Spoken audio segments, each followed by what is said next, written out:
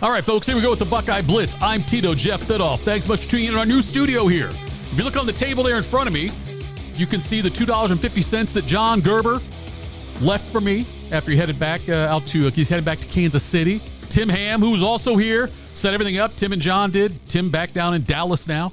So the studio is finished, and I thank you for tuning in. We are in Fan Stream Sports, powered by DSP Media. There's a lot to talk about right now. Follow me on Twitter, by the way. You can follow me at FitHappens, where you can find me on Twitter. But I want to start with this. And it's going to be a little bit heavier when I start off, but just work with me on this. When O.J. Simpson was found not guilty. Two different things. When O.J. Simpson was found not guilty of murdering Nicole Brown Simpson and was Ronald Goldman, the waiter, Norm Macdonald, R.I.P., that's a rest in power, Norm Macdonald, was doing Weekend Update. And he led with saying, they showed the picture on Weekend Update of O.J., being found not guilty, whatever, from the newspaper, whatever. I can't remember what. Anyway, they showed the picture of it. And Norm Macdonald's line was, well, it's official, folks. Murder is legal in California.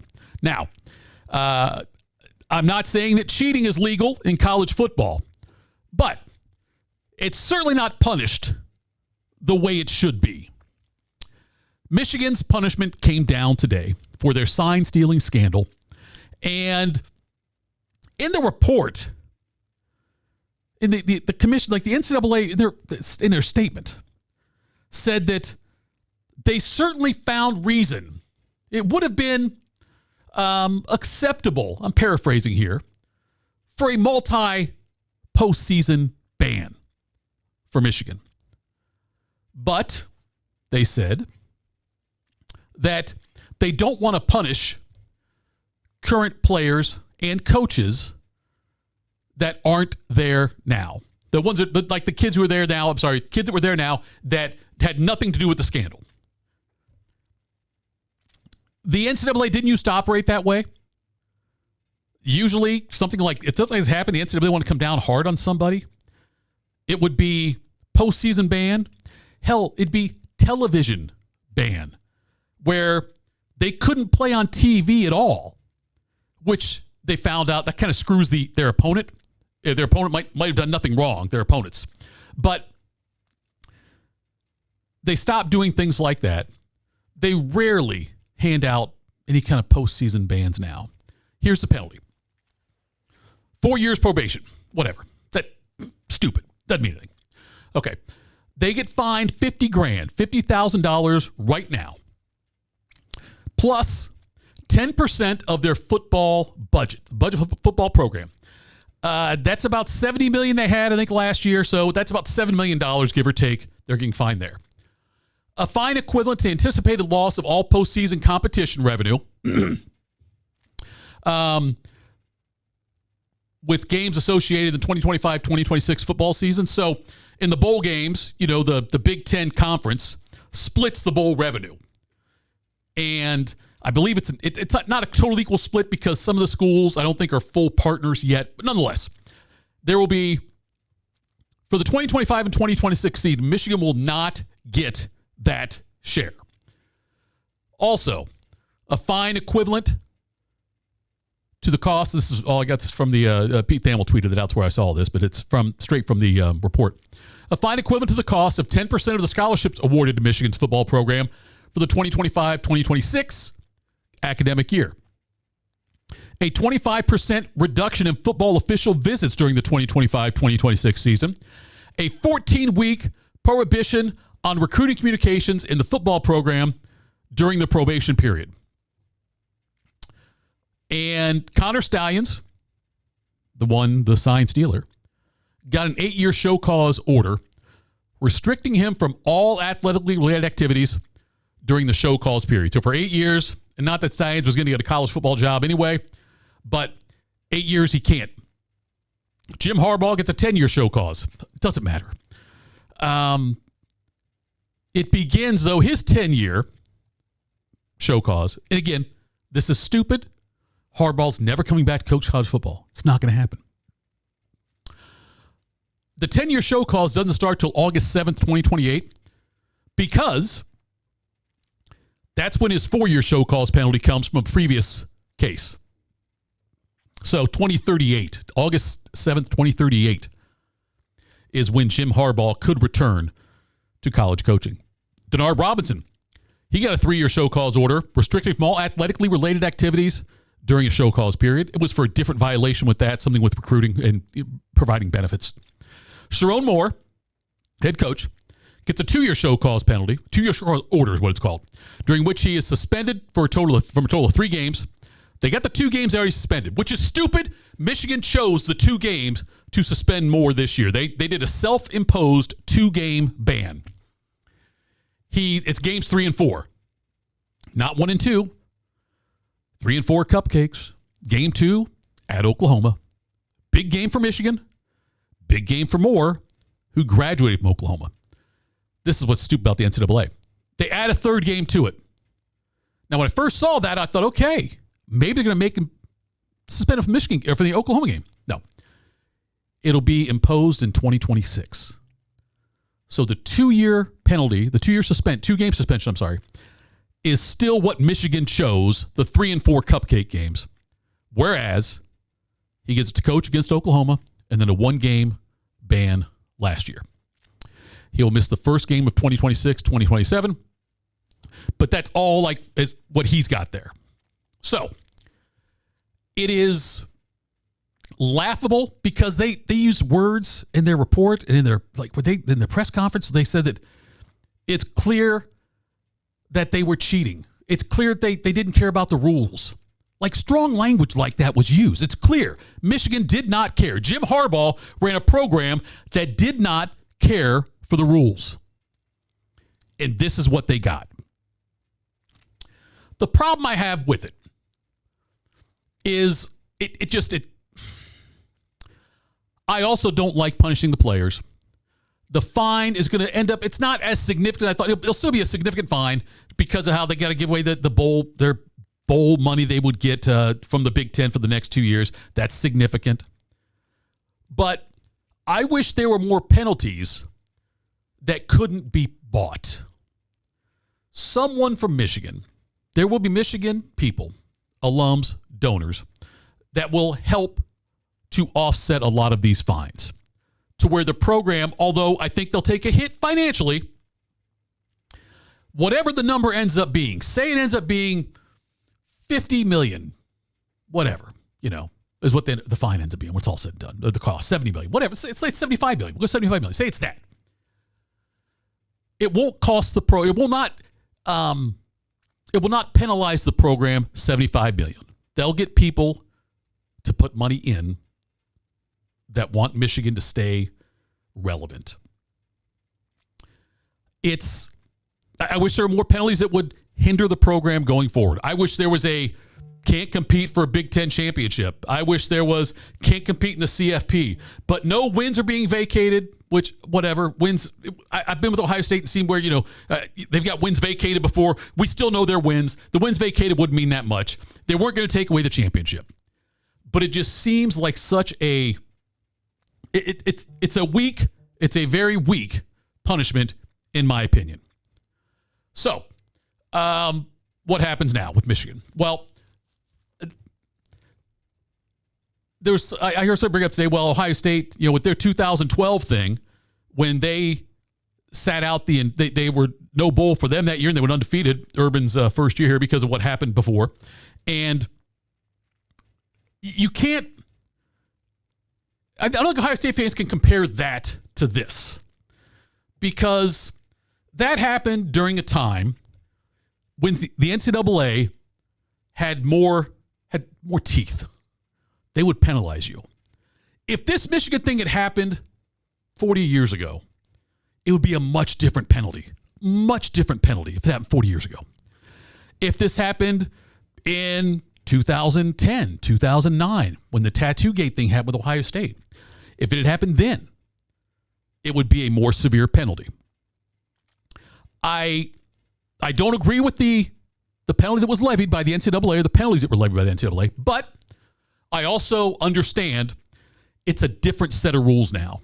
and not different set of rules, I should say a different level of punishment that the NCAA can put out there to people. They don't have the same power as they had before. So, I'm sure if you're an Ohio State fan, and you must be if you're listening to this podcast, if you're watching this on YouTube, or if you find us here on the FanStream Sports app, free to download, by the way. See, I worked it in there. But if you're an Ohio State fan, you probably think this is a slap on the wrist, not the penalty I thought they should get. And I understand that. But it's the world we live in now with the NCAA. It just further shows you that the NCAA is not operating like it used to, cannot operate like it used to. And, like I said, the penalties before, remember the SMU death penalty they got for 2 years on that with all the cheating they did as far as like recruiting violations and whatnot and lying. They got, their program was essentially disbanded for a couple years there, and it took them decades to be relevant again. The NCAA won't do that anymore. And honestly, the Big Ten doesn't want the NCAA to do that anymore. I wish the Big Ten levied more penalties against Michigan, but it's the Big Ten and their partners, okay? The other teams in the Big Ten. I'm sure they're pissed off about what Michigan did. The Big Ten, though, benefits if Michigan is relevant. And it sucks, but that's the way it is anymore. Ohio State benefits if Michigan is relevant. Not to the point where they beat Ohio State 4 years in a row. That's a whole podcast, so we're not going to do that today. But Ohio State benefits from Michigan being relevant. All right, let's move on now. Larry Johnson talked. He's the Ohio State defensive line coach and fantastic recruiter for Ohio State, fantastic coach for Ohio State. The Ohio State defensive line this year had replaced a lot of talent. And Larry Johnson spoke, and one of the things he said, this is from his, talking about the depth chart. If I can get 6 guys to play as one, we have a good deal. That's the whole approach. We don't know who's going to be the ones, who's going to be the twos, who's going to be the threes. It's all about driving them to understand what it takes to play that first game. What's interesting when you watch the defensive line, and it's much different. I talked to Bobby Carpenter about this on one of our shows recently, that, when he was playing back on that 02 championship team, 02, 03, 04, 05, all that stuff when he was there at Ohio State, there wasn't a lot of rotation among the defensive linemen. There's a lot more now. And you've got to have depth. And you got to keep guys fresh. No one's out there 80% of the time anymore. They move guys in and out. And which is great from a standpoint, you got fresh players there. You think about like the wide receiver, the offensive lineman last year. Think about that. The offensive line last year, all the injuries Ohio State had on the offensive line forced them to play more people. It sucked for the players, but it was also great for the players because Ohio State's offensive line this year, even though they lost some damn talented people, the offensive line this year is better and more experienced than they would have been. So he's talking about that. Larry Johnson does such a great job, and he's got this defense rolling. He's got them in a good spot. You've got Edric Houston, who looks like he's going to be fine for week 1, according to reports. Caden McDonald's going to be a beast. Kenyatta Jackson. God, these guys, Junior, I'm sorry. He's another one. The Bo Atkinson thing. Bo Atkinson, the guy that got from North Carolina, transferred here. And he talked about how his first summer workouts, and he called his preseason camp, which he called amazing. He said, we have a lot of very talented guys. I'm just excited for us to be able to work together as a unit and continue to get after it. There's no egos here.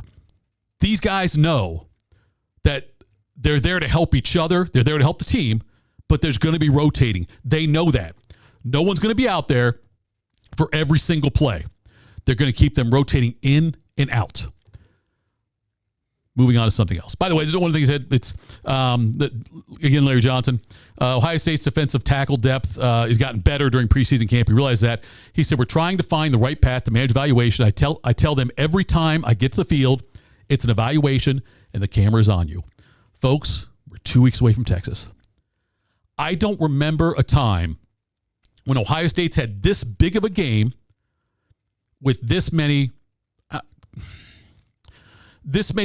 new players being relied on. Let's put it that way. I don't say question marks. They're not question marks. But we're not, whoever starts at quarterback for Ohio State, that's their first start at quarterback. So right there's one thing. You've had to replace some damn talented people on defense.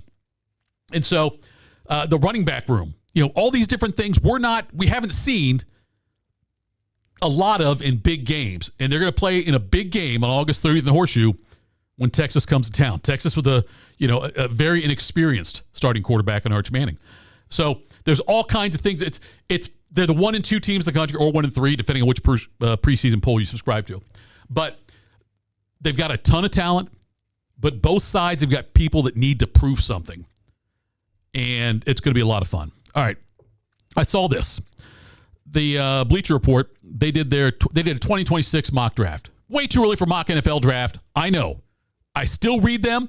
The season hasn't even started yet in the NFL or college football for that matter. And they have a draft out there. Mock draft. I thought it'd be fun to look at it. They put them where they think Pro Football Focus would rank the teams, whatever, as far as their picks go. Nonetheless, according to this mock draft they had the number 2 pick in the draft, belonged to the Cleveland Browns, and had them taking Caleb Downs for Ohio State. The notes in there say Eric Turner was the highest safety drafted in NFL history, and Cleveland took him near the top of the 1991 draft, and Caleb Downs, going number 2, would be there as well at the top of the draft there. Some people have said that Downs is the number 1 overall prospect. We'll see what he can do. He's 6 feet tall, 205 pounds, and he is the best defensive player in the country. Now, people will try to go away from him. A lot of the really good defensive backs don't necessarily put up huge stats as far as passes defended, interceptions, and things like that. I mean, Caleb Downs, he's got 4 interceptions in 2 seasons. But teams will scheme away from wherever Caleb Downs is. They'll try to stay away from him. At number 21, Bleacher Report had the Tampa Bay Buccaneers taking Sonny Styles, linebacker, Ohio State. Sonny Styles is a man. He is going to wreck teams this year. It's amazing how much, and he was in great shape when he got here, but the body by Maradi stuff that he's done, he looks, I would not want to have to go up against him. He's going to be difficult to stop. So, Sonny Styles, a first-round pick. I thought there'd be 2 first-round picks in this mock draft when I first started reading. But there was a third one at number 22, right after Sonny Styles went. Max Clare, the tight end, who comes over from Purdue. Now, they got him taken by the Denver Broncos, taking Max Clare. So, I think when it's all said and done, Max Clare will be the top tight end in this class. It's always interesting to me. Ohio State tight ends get incredible praise from the NFL. NFL teams love Ohio State tight ends. Why? Because they learn how to block. Ohio State gets tight ends that are tremendous pass catchers. They really do. But they don't look at this team. Look at the weapons they have on offense. And there's not enough footballs to go around. So the tight end, if Ohio State had Iowa's receivers, Max Clare would be a stud that they'd talk about all the time. He's a damn good tight end, though. Don't get me wrong. He's going to be used. I like him a lot. It's just he's not going to put up gaudy numbers that other tight ends will. But one of the things, like I say, pro scouts love Ohio State tight ends because they learn how to block. Another advantage for Ohio State running backs. One of the reasons people love Travion Henderson, one of the reasons they love Zeke Elliott, they could block. They knew how to pass protect. Ohio State focuses on those things. And so tight ends for Ohio State aren't going to have the best numbers in the league in college football this year. There's not. But I think Max Clare might be the first tight end off the board. It wouldn't surprise me at all. I think he's the best tight end in the first round one there. Okay. A couple other things I saw. ESPN made their first round of predictions for the bowls this year. And they've got 2 people who do it, and they pick how they think it's going to play out the entire way through. And these were done. It was Kyle Bungura and Mark Schlabach of ESPN did this. And Kyle's got Ohio State as a 5 seed playing Boise State in the first round. Everyone else, the other guy, has Ohio State. Mark's got Ohio State in the getting a bye in the first round. So they pick their next games in, and they both pick in the quarterfinals. They've got Oregon and Texas playing 8 versus 1. They've got one's got Georgia Clemson, one's got LSU Clemson in the other quarterfinal. One's got Alabama Penn State. They both actually have Alabama Penn State, and the other one Alabama Penn State.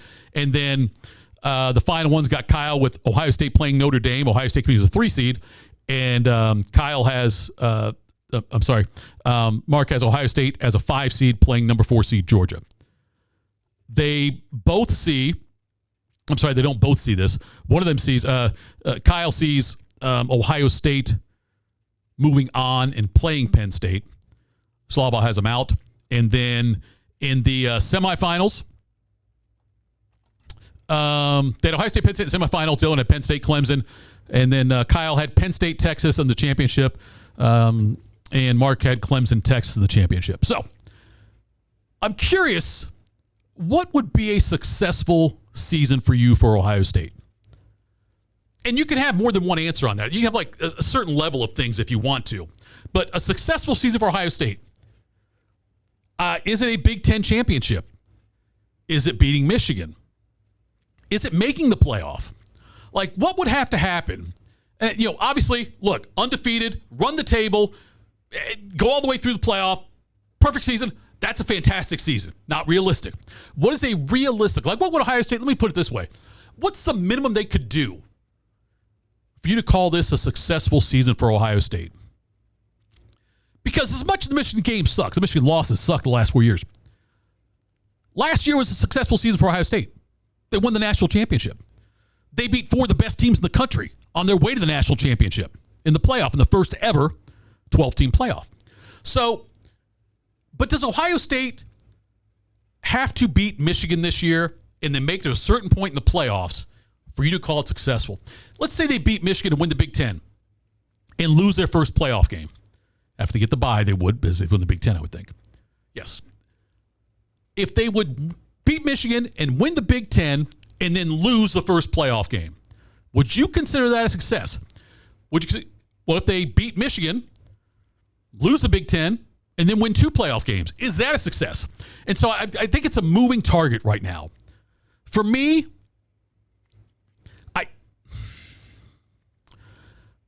I'm more worried about beating Michigan than I am winning the Big Ten. I'm not more worried. I think it's more important as a Buckeye fan, in my mind, to beat Michigan than win the Big Ten. Because all they need is a chip in a chair. And if they beat Michigan but don't win the Big Ten, either because they lose that game or don't even make it like they did this past season, if that were to happen, we've seen them do it before, run the table. I don't think we're going to see another undefeated college football champion for if maybe never again. Because the best teams in the country are SEC and Big Ten, and those conferences are a hell of a lot stronger than they were before. If you go through the Big Ten undefeated or the SEC undefeated all the way through, we're going to do it, I know.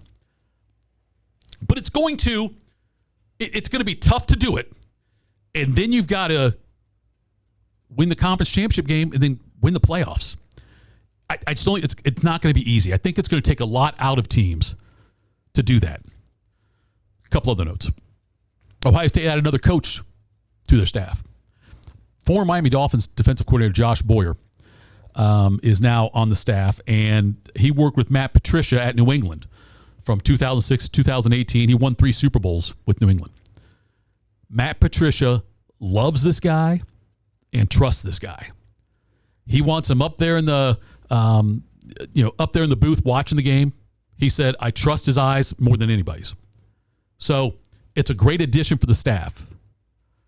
It's a guy Matt Patricia is very comfortable with, great relationship with him, and it's only going to make the staff better and make Matt Patricia's job easier. Not easier, I should say, but it's easier to be successful when you got someone like this there as well. A couple of things I'll get into here. Recently, this is probably in the last, couple weeks, but Jim Knowles, this is back on, early part of August, was talking about the Penn State culture. And he said, the thing I found out about here in the culture that Coach Franklin's developed is there are no egos. So you're not worried about what you say or hurting anyone's feelings. Now, that feels like a direct shot at Ohio State, at Ryan Day, and at Larry Johnson. Because the Oregon game caused a lot of friction. The first Oregon game, I should say, the game in Oregon, where the defense did not play well. That one caused some animosity among the coaching staff. A lot of it was Knowles and Larry Johnson, from what I've been told. They both had different ideas of how the defense should go, specifically the defensive line, and how they should attack. And Ryan Day, as far as I know, this is not, I didn't hear this from Ryan Day straight, but I heard it from someone else, sided with Larry Johnson, which bothered Jim Knowles. So this feels like, to me, like just a direct shot at Ryan Day, Ohio State, and Larry Johnson. I can't wait for November 1st. November 1st, when Penn State comes to Ohio State, I can't wait for that game. It is going to be an incredible environment. God, I hope it snows. I know it won't. But this season is going to say a lot about Jim Knowles with how, when you look at how Penn State's defense performs in the big games. They've got an Oregon game. They've got the Ohio State game. So a lot will be figured out when we see how James Franklin and Jim Knowles and that defense performs in those games. So also, something else I saw, New York Times did this about it being a wide open title race this year. And I get in the 11-year history of the CFP, no team from outside the preseason top 6 has won the championship. So if you're not in the top 6 right now, history would say you're not going to be among the you won't be a competitor, I guess I should say, for the CFP championship. Now, right now, the rankings in these two polls, AP's got Texas, Penn State, Ohio State, Clemson, Georgia, Notre Dame. And then the coaches poll has Texas, Ohio State, Penn State, Georgia, Notre Dame, Clemson. So the same schools, just in different orders, but those are the 6. Right outside, you got Oregon, you got Alabama, you got LSU, Miami, Arizona State, Illinois, South Carolina, Michigan. And we do this exercise on your own. But like if I said to you, Texas to the field to win the national championship, what would you say? I think most people would say field. Texas or Ohio State in the field. Texas and Ohio State or the field. Field. Texas, Ohio State, Penn State or the field. I go field. Add Georgia into that. I still go field. Add Notre Dame to it. Getting close now. I think the next one is the one that would, I'd still take field, but then throw in Clemson. And really that top 6 there, I think one of those 6 are going to win the national championship. I don't see Oregon doing it. It's going to be a big ask for Alabama. LSU, come on, look, Brian Kelly. I could throw Penn State out because I don't believe in James Franklin either. But nonetheless, I think that those 6 are the ones. If you had that bet, if I gave you those 6 teams, Texas, Ohio State, Penn State, Oregon, Penn State, Georgia, Notre Dame, Clemson, or the field, what would you take? And at that point, I would take those 6 teams. Other things, I want to get into this. Rookie quarterback Will Howard for Pittsburgh is going to miss the preseason. Tough break for him. But it's still, and I said this on the radio the other day too, I hope Aaron Rodgers plays 2 years. It sounds like, and I've spoken to A.J. Hawk about this, and Rodgers is, the way he is perceived is really different, or somewhat different than what he really is, who he really is. And looks like he's a good teammate. He wants to mentor Will Howard. And so that's why I hope it's 2 years. If Howard, let's say Rodgers plays 1 year, and sorry about that, 1 year, and the Steelers fail, have a bad season. Rodgers retires. Steelers have a high draft pick. They might take a quarterback. But if Rodgers plays well, and the Steelers get to the playoffs or win a playoff game or whatever, and Rodgers has a good year and he's happy, and he stays a second year, that's 2 years for Will Howard to develop underneath him and gives Will Howard a better chance to be the next starting quarterback there. That's why I want Rodgers to have a really good year, the Steelers to make the playoffs, and Rodgers come back for another year. I hope he can do it. I want to see him turn back Father Time a little bit and do that. Okay. One other thing I want to talk about. The Ohio State's non-conference schedule for basketball has been released. We'll talk about that next time, actually. We're running late on time right now, but lots to talk about. We will continue this next time, talking more. By the time we do this again, we'll be even closer to the Ohio State-Texas game. Make sure you follow me on Twitter, @FitHappens. Would love to hear your feedback on this show, some of your thoughts on things I said. Agree, disagree, love, hate. I don't care. I just love to interact with you. Also, download the FanStream Sports app. It's free for Apple and Android users. Go check that out. Go to fanstreamsports.com. We've got a great new website on the way. Lots of new content we're adding all the time. Tim Mays doing a podcast for us now, longtime Ohio State beat reporter. He's got one with Clay Hall. We're going to be firing off here shortly. The Clay Hall, the longtime sports director at WSYX. They do the Tim Mays show with Clay Hall. So we're going to talk a lot of Ohio State football going in, and we got more reaction, I'm sure, next week for the Michigan penalties. Thanks so much for tuning in, folks. I'll talk to you later.